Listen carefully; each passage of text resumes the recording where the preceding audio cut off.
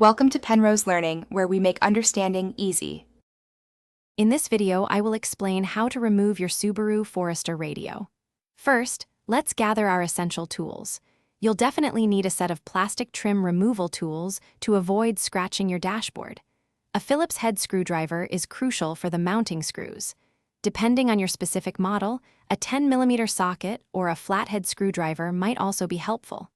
Lastly, a roll of painter's tape can protect your dash from accidental marks during the process. Now, let's begin by carefully removing the dash trim. Start by gently prying around the shifter trim, releasing its clips. Disconnect any electrical connectors, such as the cigarette lighter, before setting the trim aside. Next, work your way up to the main radio bezel, prying gently from the bottom and sides.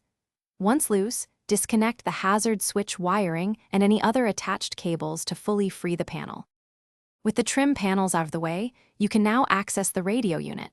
Locate and remove the 4 to 6 Phillips head screws that secure the radio to the dashboard. Once the screws are out, carefully slide the radio unit forward, being mindful of the wires behind it. Reach behind the unit to disconnect all the electrical wiring harnesses.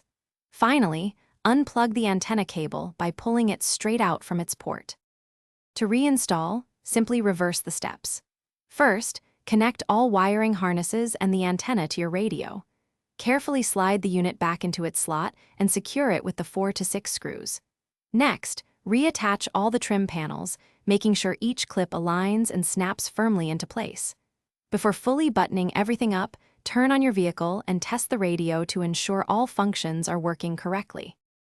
Thanks for watching. If this was helpful, leave a like and consider subscribing. See you next time.